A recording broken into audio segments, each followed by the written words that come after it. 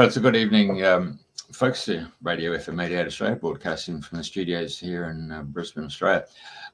Unfortunately, Andrena couldn't make us tonight, so she's having the day off. And but our guest is coming in from the United States, and so without further ado, it's my esteemed pleasure to welcome Nancy to our show here on Radio FM88. It's a good evening and good morning to you. Thank you. I'm happy to be here. Yeah, so what a strange quirk of fate that Nancy, you live in the States, but you actually did live here in Australia, and particularly just up the road in Mount Mee. And what a passion you got asking for disclosure. I mean, people have woken up to X-Files with Chris Carter all those years ago. I mean, the mystery of life itself, and you seem to be at the forefront of it. Yes, this has been a lifelong goal for me.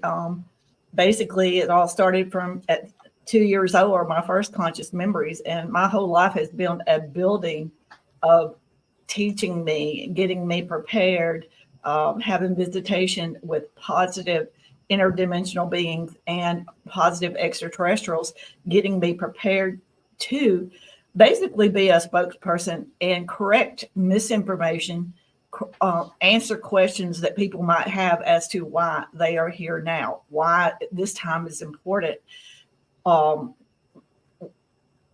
was visiting here before, why do some people feel like they were abducted, answers to a lot of these questions they wanted me to understand and to be able to help people with, because they are not the same beings that are here now that are waiting for us to accept that we're not alone in the universe, and we're part of a bigger plan. We're being invited to be part of the cosmic realm, and it's an open invitation. And basically, they've just been waiting all this time for humanity to wake up and to realize, reach higher consciousness, and realize our uniqueness in who we are and what we can give to the cosmic realm. And they're here to assist. They're not here to take. They're not here to use or anything like that. So basically, I'm a spokesperson, I guess, for them. Now, you've got some multimedia sites. I mean, obviously, you've got the Facebook social media platform, and you've also got your website as well as a form of introduction for people come through. All they've got to do basically is to hit the word time for disclosure, and they can come on forth. Yes, I have platforms in each. The Facebook group is called Time for Disclosure. We've never been alone. I also like to say we're the ones the world has been waiting on, and we are the disclosure. And then my website is timefordisclosure.com. And on both, there's forums where people can interact with each other and ask each other questions. And it's a safe place for experiencers to go and to talk about their experiences and to share information back and forth. And I try to provide links for people to find good information on outlets of like meetings or organizations that work with experiencers.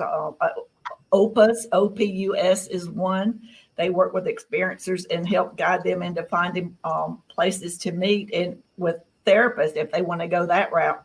So then there's on Facebook, there's UAP Medical Coalition. People can get together there.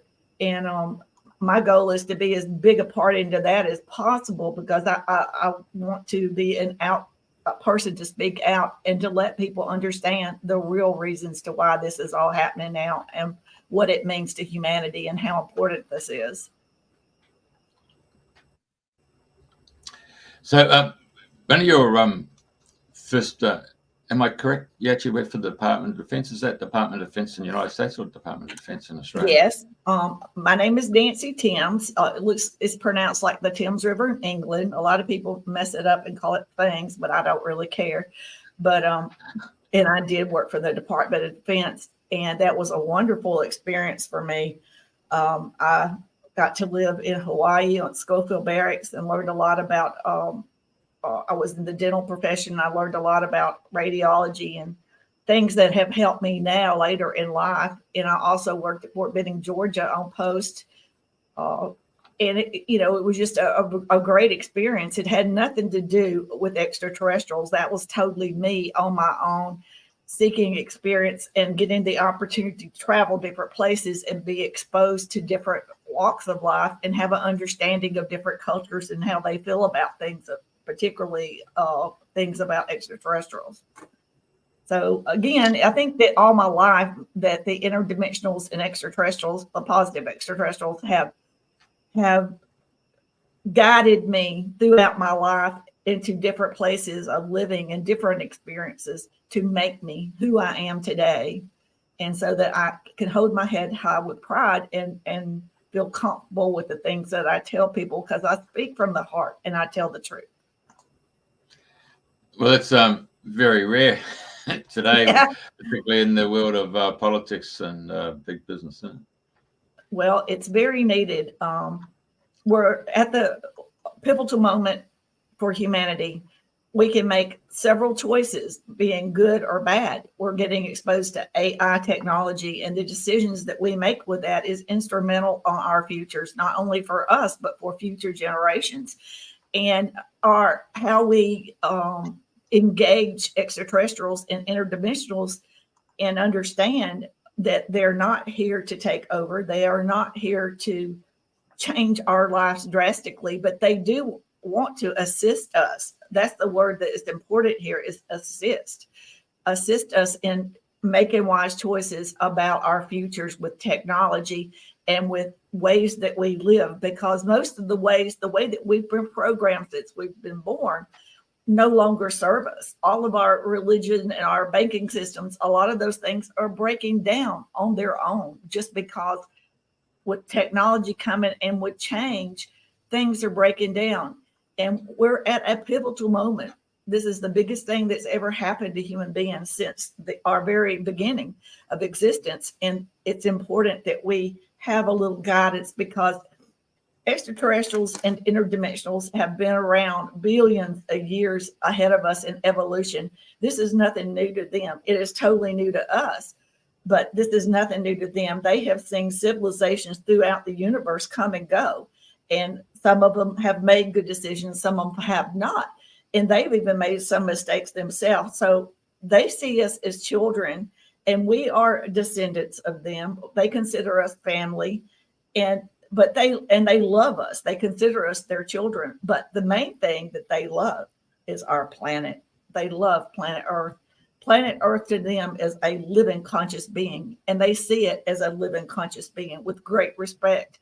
And they frown upon the fact that humans, we take our planet for granted. We abuse it. We don't understand our connection. We've lost our connections. Most of the older indigenous tribes throughout history always knew their connection to the planet, their connection to the world, their connection to the universe, the connection to plants, animals, all living beings on our planet. Humans have, for some reason, kind of forgotten this. So they're here now to help us to wake up and remember we are all connected. We are all one. When we take off our human suits, we're all energy beings, and we all look alike, and we are all connected. And everything that we do here on Earth affects the whole universe. It ripples out and affects the universe. So when we play with weapons of mass destruction, nuclear weapons, not only does that could wipe us out, which is terrible in that fact, but the main thing is that it disturbs the balance of nature. It disturbs our planet,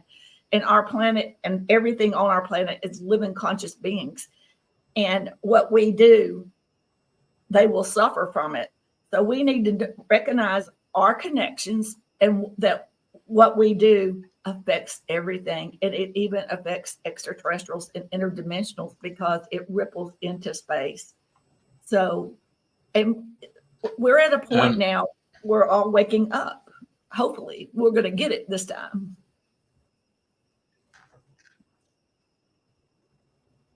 This time, okay. Hey, I'm just going to bring up the Facebook page so that people know what they're looking for when they go and find you.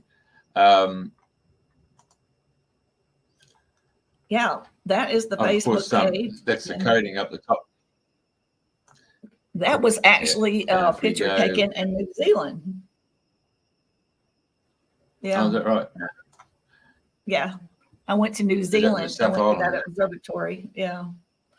And it's open to the public. Anybody's welcome. I throw out trolls. We do get some. I won't lie about that. I just like to be truthful about things. There is people that come in there for the right reasons, and occasionally we'll get one that just wants to pick at people, and I remove them. So I try to keep it a safe space for people to interact, learn things, and get the right information, because we've been lied to so much, and it's time for people to know the truth. We need to understand our heritage, where we came from. We need to understand things about our planet that we have been lied to and denied the facts about. So our history should really be rewritten. So there's a lot of things that hopefully through disclosure will come to light, and people will learn the truth about our true nature and what our heritage, where we come from. I tell you, this was an interesting story. This Gary McKinnon. I mean, oh yeah, youngster, I put a and bunch of stories in there. Yes, that's phenomenal. you know, How he he found got a in lot there of and information, and he had to leave our country because he put so much information out there. They wanted to get a hold of him, and so, you know, I put as much out there, and if Facebook tells me we don't, that goes against our standards, I just like, okay, no big deal. I'll try another way, you know. So we just keep putting it out there, and if they take it or remove it, no big deal. You know, there's always more stories. There's so much to learn. Yeah. had Elena. What an interesting woman she is. Her background in archaeology, and also the relationship that she had with Thor, isn't it? I tell you, it's such a fantastic subject, isn't it? I mean, people somehow or another, the depth of, like watching Star Wars, Star Trek, Stargate, to the X-Files, to Project Blue Book, even amazing. to the Martian, Interstellar, all these different mind opening, is that what you would call it? Mind opening oh yeah. event horizons. And what's really strange is that all this information has always been there for there, and extraterrestrials are not hiding from us. They've left information here. We just didn't understand it, or we've been lied to about where it came from or what it was. And that was part of a programming that was done intentionally to keep humanity dumbed down, because we have been controlled like little puppets. And the fact that when we reach higher intelligence, they can't control us. So they put toxins in our air and our food, in our waters. So because they can control us better that way. And when I say government, it's not necessarily government. There's higher groups over our governments that are, I consider, elite, that are like manipulate our governments around to their best interest, not humanity's best interest. And so that's why we get denied a lot of things. And that's why also I think they sit on a lot of technology that should be open to all of us. We should not be using fossil fuels. We should have free energy. We should not have poverty. We should not have any diseases. There's cures for everything. From what I've been told, when our planet was designed, everything we ever needed was placed here on Earth. We just either are sitting on it or we haven't found it yet. So that means all those things in the jungles and things that we have not even found, there's an answer to all our problems out here for us. It was all designed for us. So you mentioned they treat us as children. So basically you're saying is that the planet is our nursery, our crib. It's got all our toys. It is in a lot of ways. They've sit there and watched us, and and they've been waiting for us to reach this moment in time. And that's why it's so important right now, is because everywhere you look, everywhere you read, people are talking about higher consciousness. Everything is about reaching higher consciousness, higher vibrational frequencies. The higher frequency, the higher vibration, the more we become more intelligent, the more we're around of things going on our planet around us. extraterrestrials are in our skies. They are not hiding from us. We simply cannot see it because we live in a 3D world. And with our 3D limited vision, there's things going on all around us. We just don't see it. Plants and stuff communicate. We don't see it. That doesn't mean it's not happening. It just means that we're not at the conscious intellectual level to see the change yet. But that's changing. We are all going to reach higher consciousness, and we're all going to be aware of all these things around us. And it's going to be so magnificent. And we're going to think that really and truly it's going to be so subtle that we're going to think that our lives have always been like this. And when people ask me, how do you know when you get to like the fourth dimension or fifth, whatever, these are not physical places. These are levels of higher consciousness. So interdimensional, dimensional beings and things, they're a higher level of consciousness. So once we reach these levels, and we're getting there, we're going to see more, experience more. It's beautiful. It's a beautiful thing. We have everything in the world to look forward to. It's the greatest time to be alive, and we're all a part of it, and we are all the disclosure. I think it's just beautiful. Hey, obviously,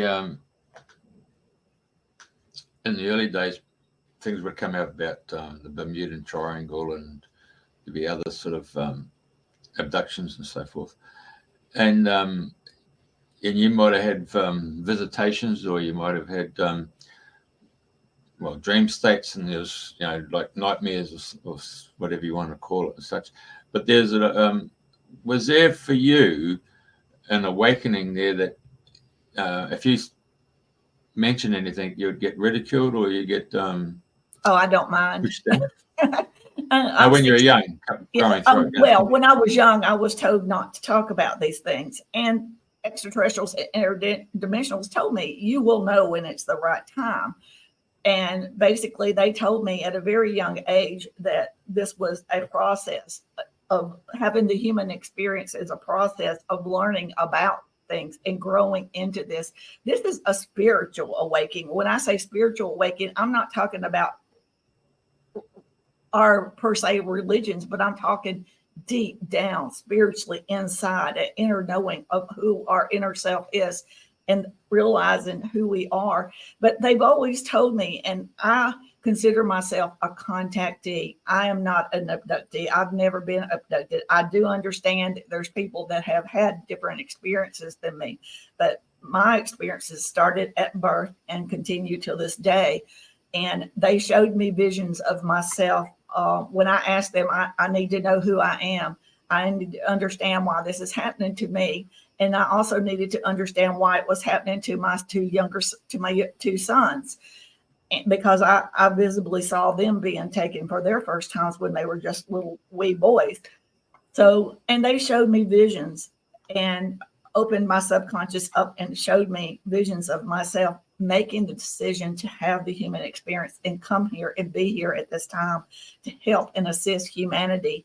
This is something that has been going on throughout the galactic realm for a long time. They knew this day was coming. Even people in our government has known these days were coming. And this is just basically a preparation, and I was part of the preparation, and so are my sons. So people that I do believe that some people were abducted. I think that they were different beings that were here for a different agenda. There is some negative extraterrestrials and that came here at a time and worked with governments and traded technology for certain experiments that they wanted to do, genetic experiments and whatnot. And when this group of extraterrestrials made this decision, they lost their contact with the positive and interdimensional beings because they were no longer a part of the collective consciousness within that realm, and they were considered renegades. They were on their own down here creating havoc for humanity, which in their eyes they didn't think they were doing anything wrong, because it's really no different than what our zoos do or hunters do when we go out and tag animals. So they saw it as a genetic experiment, but they also did not care how a human being comprehended that. They didn't care if it scared you. They didn't care if you understood that it was not a bad thing or if you misinterpreted it. They did not care. All they cared about was their task at hand and doing their agenda. So that's unfortunate that is kind of like the first aspects that humanity had of finding out about these extraterrestrials. But when the positive extraterrestrials and interdimensionals realized that humanity as a whole, all over the world, were starting to wake up and reach higher consciousness, they came in great numbers into our solar systems and galaxies and started coming in motherships. And they told what I consider the negative lower rim to leave us alone, to get out of the way, that they'd had their fun, they've done their little tests, whatever, to get out of the way, that they are here now. And they're the ones that are here. And they have surrounded our galaxy planets in spreading love, energy, putting frequencies into around, helping us, encouraging us to be good, encouraging us to be better beings, encouraging us to excel and finally reach who we're supposed to be, who we are, because we are very unique and we have a lot of things in our DNA that has never been tweaked. And a lot of things kept us dumbed down, keeping our pineal gland crystallized, unusable, keeping us dumbed down because they could control us. But now we're reaching the point. Everybody's going to wake up and realize, hey, we're not going to live in this slave system. We're not going to be manipulated and work our butts off from 9 to 5, paying taxes, doing this and that. And by the time we're able to retire, we're so unhealthy, we don't get to enjoy our lives. So they're going to help teach us how we can enjoy our lives and also how we can use technology to better humanity, not just the few elites, and not, it has to be used in the right way. And what they told me, technology is a man-made tool. It was made and programmed by men. We have to stay in charge of it. We designed it. We have the intelligence. We have to be in charge of it. We should never turn it loose with certain individuals. We should never turn it loose and let it operate on its own. It's a man-made tool and we need to keep it that way. Right. So your information that you're getting is, have you had an actual manifestation, like Star Trek? I have face-to-face physical contact, physical contact with them all my life. And as I've gotten older, I am more conscious. When I was young, and if I would get fearful, they would black me. They would tap me and put me in a kind of in a subconscious. I could walk around and I was functional, but when I would come back to home, they'd put me in bed. When I would wake up, I would have fragmented memories. But now I have full conscious memories of our interactions. And they taught my son and I back in September, we went to Mexico. And they wanted us to go there to be an indigenous tribe that lived up in the mountains called the Zapotec. And so we flew into Mexico City and went to a state called Huataco. And it was a little city up in the mountains. It took us 3 hours to get up there. And they wanted us to meet an indigenous tribe. And they wanted us to understand that they were a dying race and they were on the verge of their ascension, but it fell through. So they wanted my son and I. My son spent a lot of time with these indigenous people and went on long walks in the forest and learned a lot of things. And for me, I'm not as physical active as my younger son. I'm 63 years old, so I'm kind of limited on certain things that I can do. I don't go run marathons or anything like that anymore. So for me, I walked outside and I was in a cabin and they took their hands out and said, and spread it wide open and said, everything is alive. Everything is alive. And they looked at me and they said, trees are living beings. Plants are living beings. Everything is alive. Everything has a consciousness. Everything, the planets, the stars, the sky, everything is a living being and has a consciousness. And we are one. We are one and we are all connected. And so they showed me visions of plants talking, and that the tree was standing there laughing at us because the tree was laughing, saying, "You run around cutting us down, yet we give you the air that you breathe to survive. You could not live without us." And not a whole lot you can say to that. And so they showed me many, many visions, and they did to my son. But it was just one son, and I went to this trip, and that was to outside of Mexico City. So they've really made sure that I've had a lot of experiences and one-on-one information. I'm a person that I have to physically see things and physically experience things so that I can speak from the heart and feel confident about it. And they make sure it happens that way for me. I'm very fortunate, and I know that. I have physically held hands and caressed their face, and they have me. And I know that before I came here as a human, that I was a interdimensional being before I came here, and so were my children. And we decided to come here and assist and help humanity for this big process. It's a worldwide phenomenon, and it's a very important step for humanity. And, all the things that you spoke about, we're on the same page as you. We've had Holly Hunter from the UK, the woman who talks to trees. wow. That same sequence of what you just spoke about. And then up in the northern part of Italy, there's a Damaha community who dug into the mountainside and created all these temples there, and it's got all the history of mankind. It's all been painted into those different rooms. And but they came up with a concept where you can put electrodes on plants with a synthesizer and a speaker on it. So they actually have a concert there of the singing of the plants, and so they put the instruments on all the plants, and then they all sit back and wait for the plants to sing. Our science has already proved all these things, and if anybody wants to look it up, it's easy. You can Google these things and find out. It may not be known mainstream, but these things are real, and more of these things are going to occur, and we're going to become more aware of.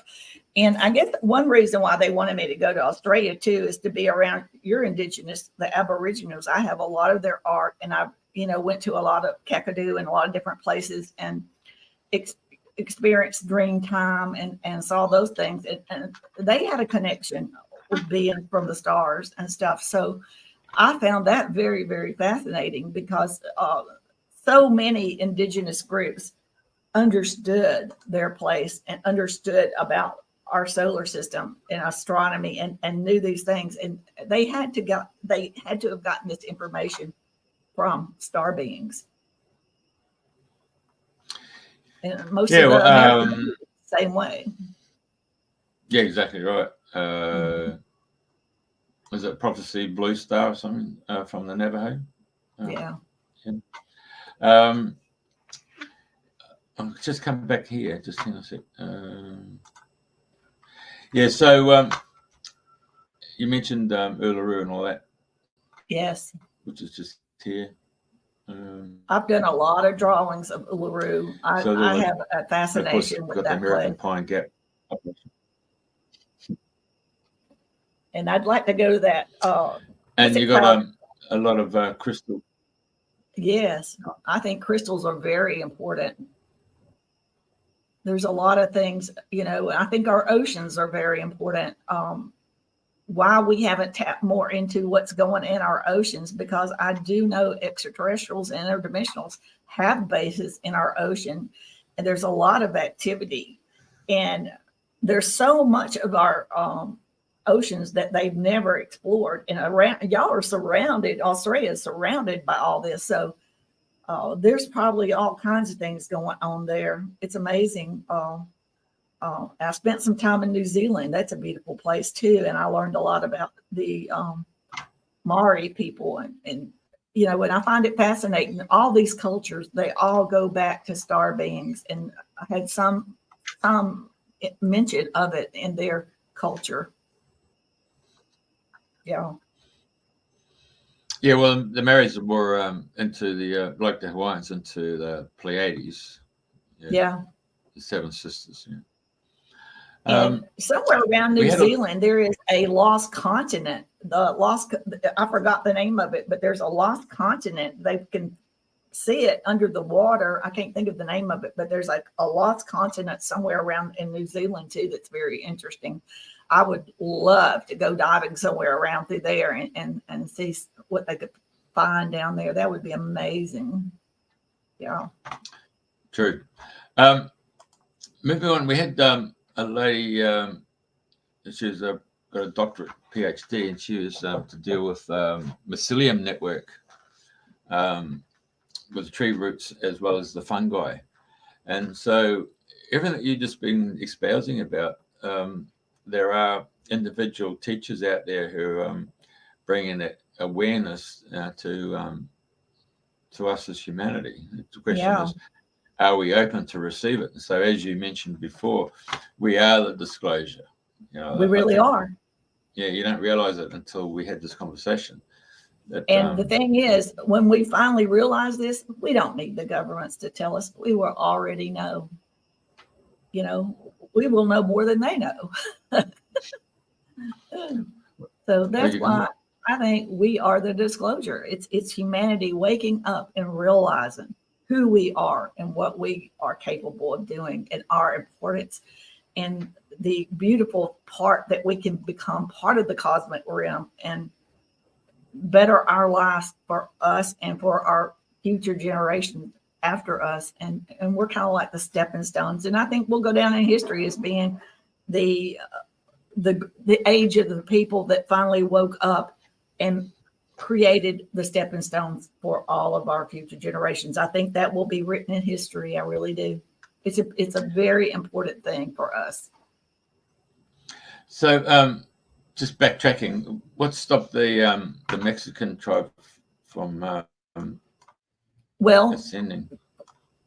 The Zapotec, they have always had a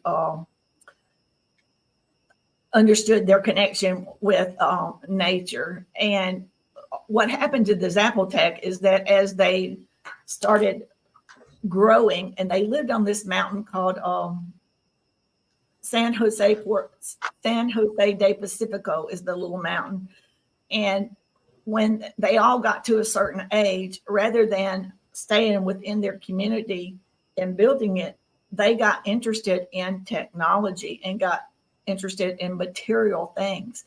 And all of their younger generation pretty much abandoned the tribe and went to bigger cities like to Mexico City. And then from Mexico City went off to other places because of they wanted to try living a different way of life. They are an indigenous tribe. They're as old as the Mayans and Incas, and they are very primitive in a lot of ways. Some of them have electricity, some do not. Some have cell phones, some do not. Some have a computer, some do not.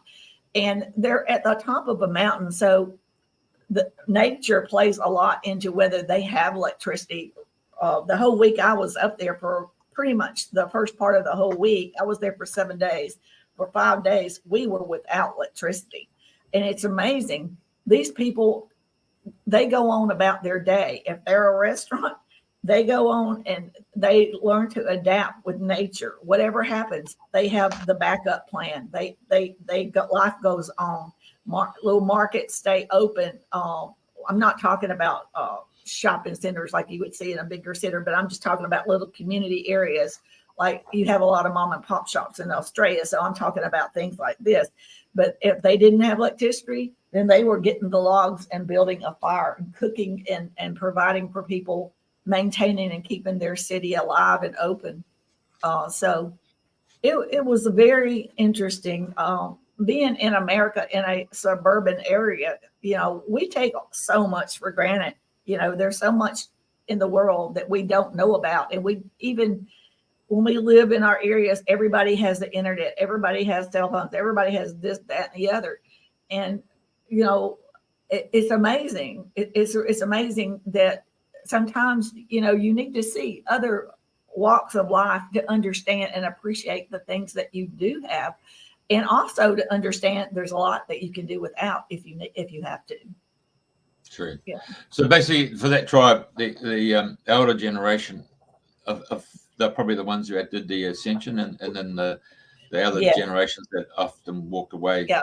To take It on. fell through as far as the whole group, because that's the way ascension works. Ascension, like for us, it won't just happen to like a few of humans. Like it's going to creep until it gets all of humanity. So it doesn't happen for everybody at the same time, but it does happen. But it's a longer process. So, but they were on their verge. I mean, it was time and it was going to happen. And then it just abrupted. And so the 7 days took you to a level of consciousness of realizing what you and your son could achieve.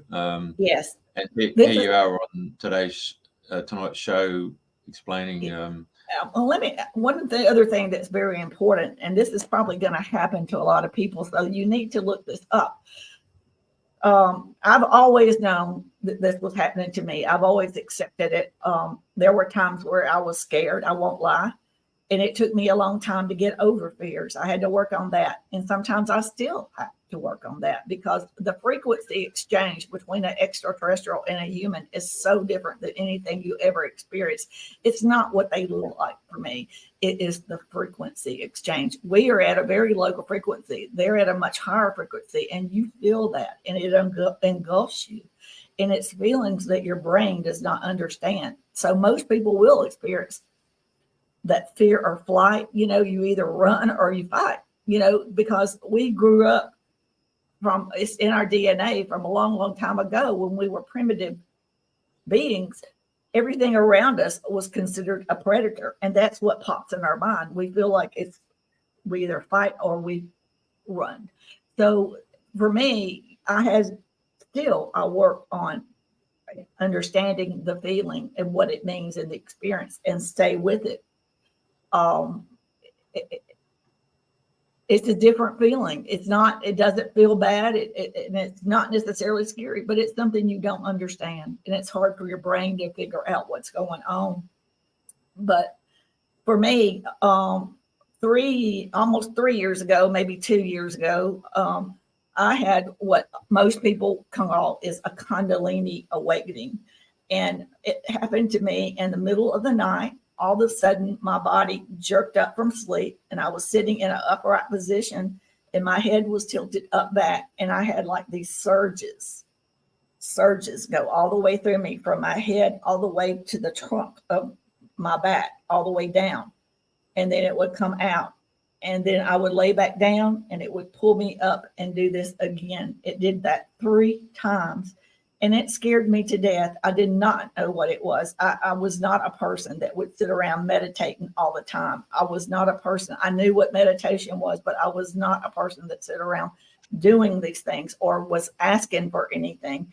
It just happened. And the interdimensionals and extraterrestrials gave me this Kundalini awakening, because in my case, I needed my subconscious to open up into my human conscious and help me remember who I am, my purpose here, look and find my inner self. And that was their way of assisting me, because I was having a hard time on my own. So it's called a Kundalini awakening. And I feel like a lot of people will probably experience this as we get closer and closer going through disclosure, and more people reaching higher conscious. I think they're going to experience this Kundalini awakening as well. And I hope that it's nothing to be scared of. I just didn't know what it was, so I hope people will look this up and have an understanding. So when it does happen to you, you'll understand what it is and what the meaning of it is. And it's not anything unpleasant. It's something beautiful that gives you higher intellectual, open-minded consciousness. So a lot of folks have been doing the ayahuasca ceremonies, and toad and cactus, and other people have used the tulip, the plant, and have died from it. Well, others have used, Aborigines using glue, sniffing. But I remember that when I was we would catch kids in the paint stores sniffing glue when I lived in Australia. It was a terrible thing. But for me, when I was in Mexico, people there were doing mushrooms, and the indigenous people there, they had rituals where they did the mushrooms. But for me, the interdimensionals told me there was no need for me to do that, because I don't need anything to put me to that state of being able to communicate. I'm constantly in that state as I am. I don't need any of that. Other people probably need it to get their consciousness relaxed, but I have direct contact. They've told me they hear everything I say. They know everything I do. And when I talk to them, and I do this every night, I say prayers to them and talk to them. I do not consider them gods. They are not gods, but I ask them for guidance and help me to present myself with clarity and with truthfulness and in a way for people to understand. So I do ask for guidance from them, but I know they're not gods.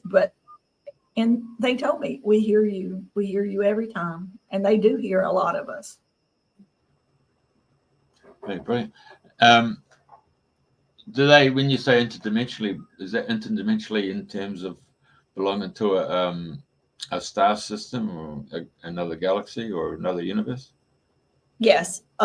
They live they come from a different dimension. And different dimensions have different names, of course, and we cannot visibly see these things, but they're there. It's kind of like there's some things that are like layered on different layers of dimensions. So they come through, and most of them, though, a long time ago, they originated from a planet, but now being billions of years ahead of us and traveling throughout many galaxies, many universes, looking for beings that are reaching higher consciousness and ready to ascend. That's what they're looking for, beings that are ready to be brought into the cosmic realm to reach that higher consciousness.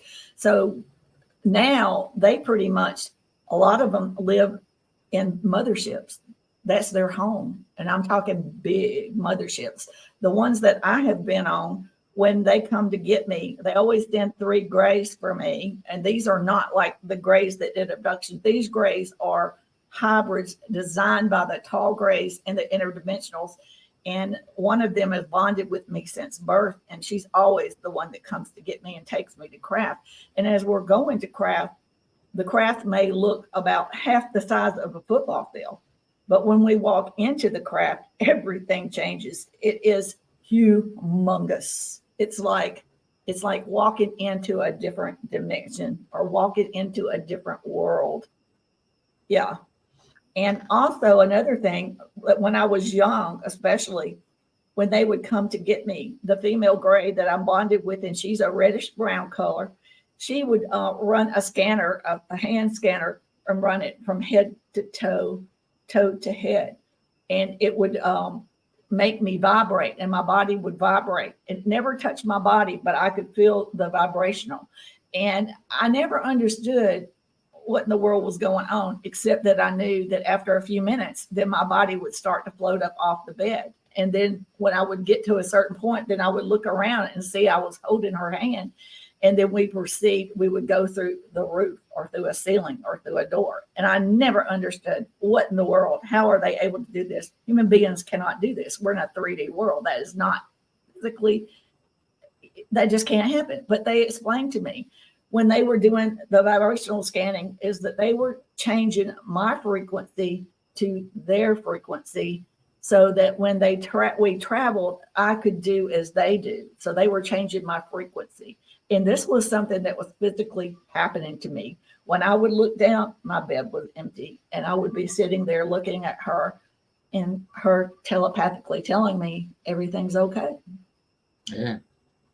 Yeah. Very good. I mean, when you look at space, and there's like I'm looking at your background there, and yeah, obviously the viewers will be too. I mean, there's emptiness between galaxies and stars. I mean, you can see how an overlay would take place, filling that space, wouldn't you? You know, like that little story where the professor puts those marbles into a jar and says, "Have we filled the space?" And then we Yeah. find he keeps putting grains of sand in there, and then he can fill up with water. So there's always space within space within space, isn't it? What they told me is it never ends. It goes on and on and on. It never ends. It's infinite. It's forever. Yeah, it's beautiful. So now that you've, how long ago was it when you set up Time for Disclosure, the .com? How did that? I guess it was, I lose track of time. I'm getting old. But I think maybe 5 years ago, I started all that. And it was just, putting my foot in the pond, so to speak, and, edging into it. And, and they told me, you'll know when the time is right. And I did. I finally, when I had that Kundalini awakening and all these things started flooding in, all this information and understanding who I am and my purpose and putting all the pieces together that I knew, but I didn't understand fully everything, but I do now. And I'm happier than I've ever been I know who I am, my purpose here. I know where I'm going after I leave here. And I know that our humanity, we have beautiful things to look forward to. They've showed me things. It's the greatest time to be alive, and we're all a part of it. We are the disclosure. And it's just a magnificent, beautiful thing. So growing up, and you would have watched the TV in the living room, whatever. Was there any shows that we watched the Disney Channel a whole lot on Sunday nights? It used to come on Sunday nights, and we watched. Sometimes I would catch Star Trek or something like that, but not really, not a whole lot. I think I remember seeing Lost in Space a couple of times, but yeah, we would have, as a family, we would have conversations about, like riding between city to city, going out to eat on weekends. And we would have family conversations about, look at those beautiful stars. What do you think's out there? So I grew up in a family that liked the idea of knowing that there's things out there. But again, my family knew that I had a special interest, and I was encouraged not to talk about this. I was heavy into Girl Scouts and I played sports, and they told me you cannot talk about these things. I lived in the South, grew up in Tennessee, and now I live in Mississippi, and this is the Bible Belt of the South. And you have to be careful, when you start talking about things like this. So it's better than it used to be, but a lot of people just simply, they'll say that's demonic, but that's because their programming growing up, that's what they were told. And, they don't know any better. And so hopefully, with things changing, they'll become more open to these concepts and understand not every change in life is a bad thing. Some changes are beautiful and good things.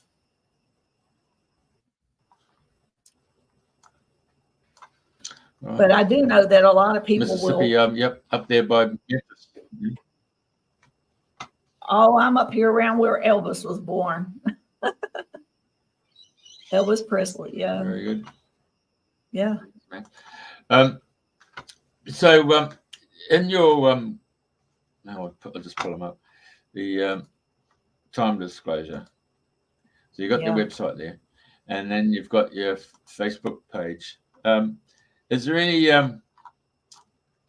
common theme that keeps repeating itself? I take it then as new people come on board, they're forever asking the same questions. I mean, I don't mind. Every person asks different questions.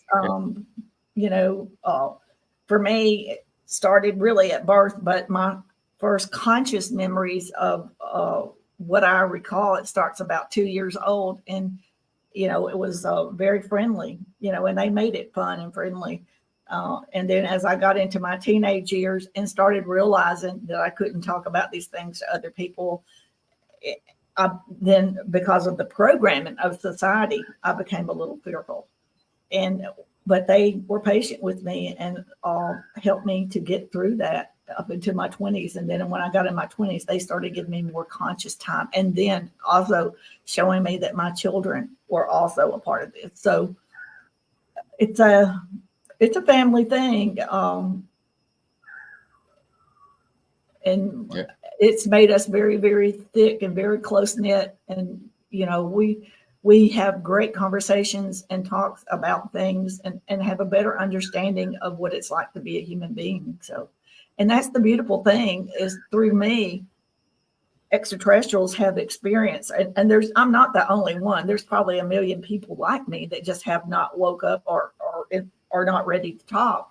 But there's other ones like me here, and they're here for this reason, you know. And so we're very lucky that my sons and I, we have each other and we can talk about this and stuff. Not everybody does have someone that they could talk to. So that's why I think it's important that people know that there are organizations out there, outlets where you can get assistance and talk about things, because we don't always have somebody at home that we can talk to. So yeah, I'm hearing not that. everybody wants to listen to what we have to say, you know. Oh, I think that happens in all walks of life, isn't it? So, yeah.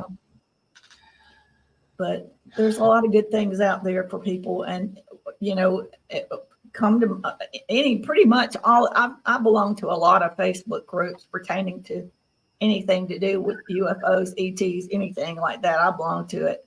So they're all good. You know, you'll be able to tell pretty quick whether you like the room or not, but you can get it, you know, take it in small doses and get a taste of it and look around, and you'll find a little spot where you really enjoy and you can share and learn things.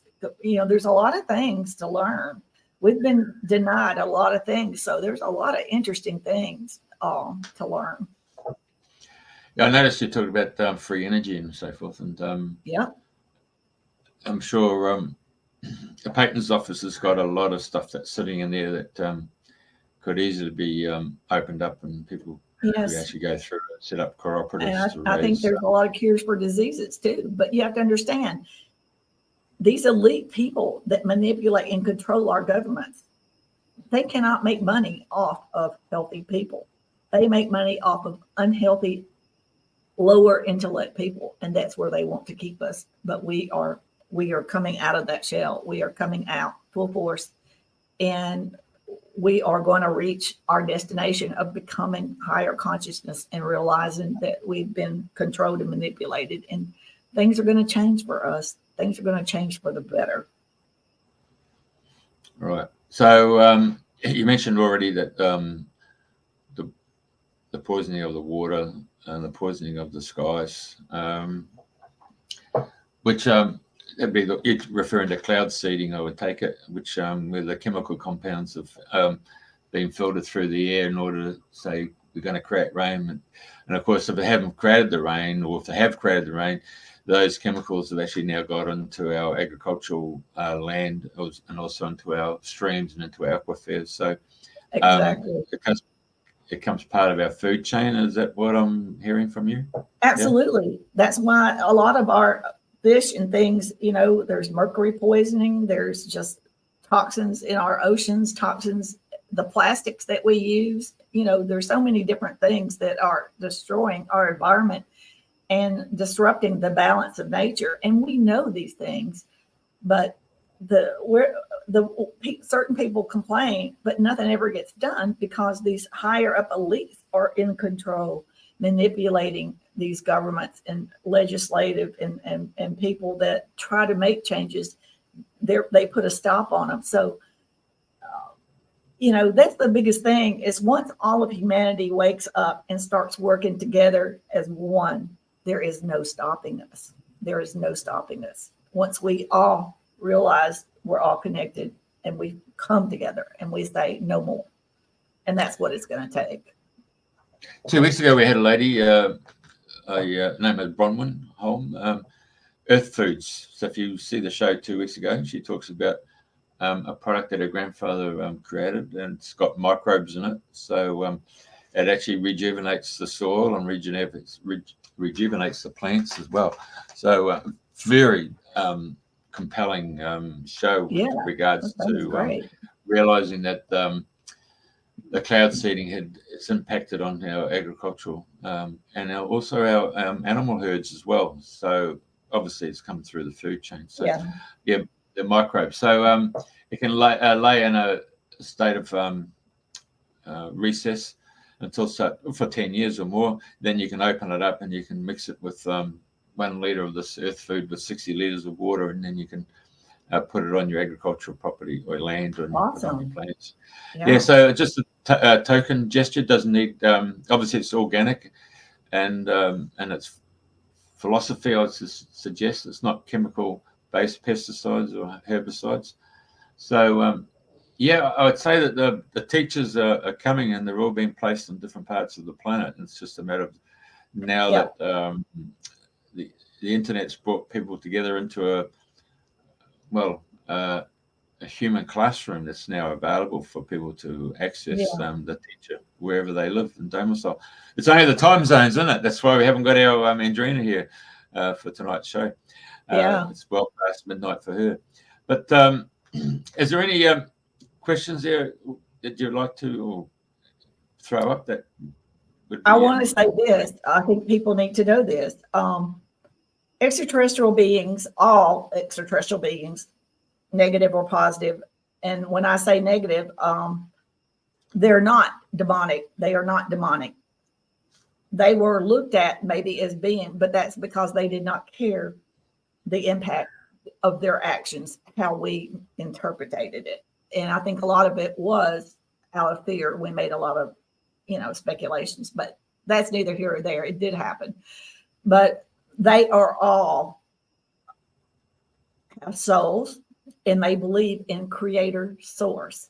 So when I say creator source, that is different than what we call God, but it is creator source. And for them, creator source is the creator of all things, all universes, all galaxies, all everything.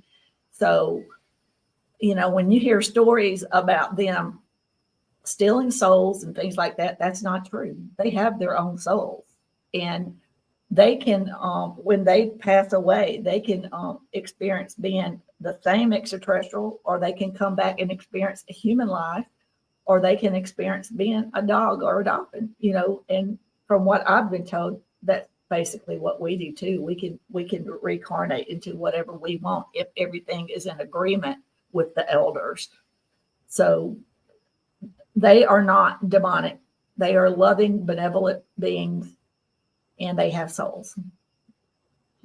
I mean, a lot of those indigenous people have their medicine men and women who could shapeshift, didn't they? Yeah, I don't know much about that kind of stuff, to be honest with you, but I do know anything's possible. I know that extraterrestrials can be in this room with me right now, and I would never know it. I know that, because they could land a ship right in here, and it could be hanging halfway out my house, but I wouldn't see it in my 3D with my 3D vision, but they could be here. And I also know that they've done things like in front of me, like take my clock hand and turn it around just to let me know that they were there. And I also know that sometimes they can take an image from my head, and it's an image in my head that I'm comfortable with. So that's what I will see. They don't change into that image, but that will be the image that I see. And they can have a conversation with me. If I'm in a situation to where they're like concerned about, can she handle this right now or not? I know that they can do these things, and they're very, very cautious about, unlike the ones that did abductions that did not care, interdimensionals and positive extraterrestrials, they care what we think. They don't want to frighten us. They don't want to, they want to be patient and give us the room and time we need to adjust. So. Right. Okay. Very brilliant. Thank you very much. Well, hang on, before you go, what about time travel? Is there anything that's come through on your Facebook page and your I see people talking about that all the time. I know that I have seen what I think possibly maybe was a grandchild from the future come down in a spacecraft and swirl around in my backyard here where I live and come to a complete halt and make eye contact with me and my oldest son. So I think that was one of my grandchildren that, was just letting us. There's been things that at the time that it happened, I had no clue what it all meant. Now I understand, I understand what was happening. But it took the Kundalini awakening for me to finally put all these pieces together and understand a whole lot. So, but yeah. So I know they are billions of years ahead of us. Our physics does not apply to them. Our wordage, what we call them, none of that is what they call each other. They do not use fuel to travel. They use consciousness, and they can bend time and space, and they use their craft are living physical beings. They have a consciousness, and a pilot who is trained to be he can fly the craft. That's why we can't fly any of their craft, because we're not able to. We have not ever even reached that highest level of consciousness where they can interact with it. Mind to mind work, the craft and the pilot, and they can think where they want to go, and then bam, they go. Well, it has been thrown in our faces. I mean, Clint Eastwood was in that movie Firefox, where they went and knocked off that fig from the Ural Mountains.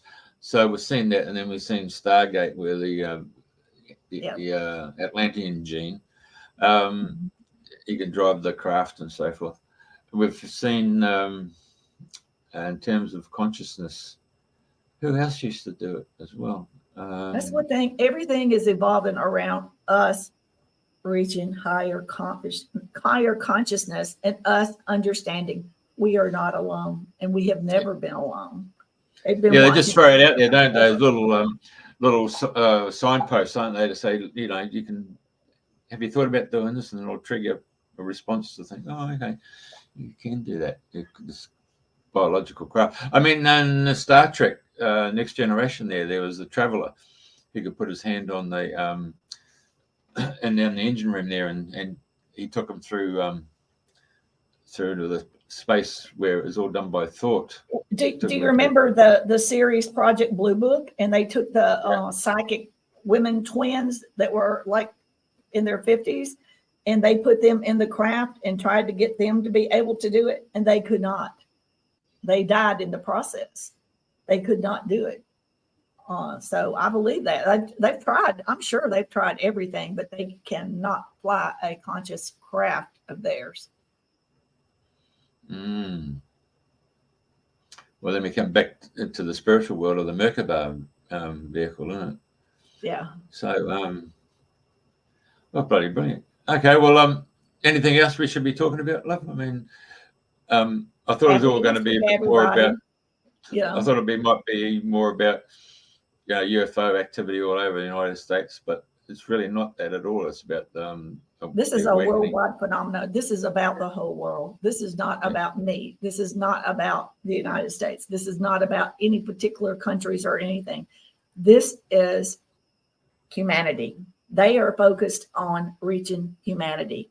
They are using me and others like me to reach humanity.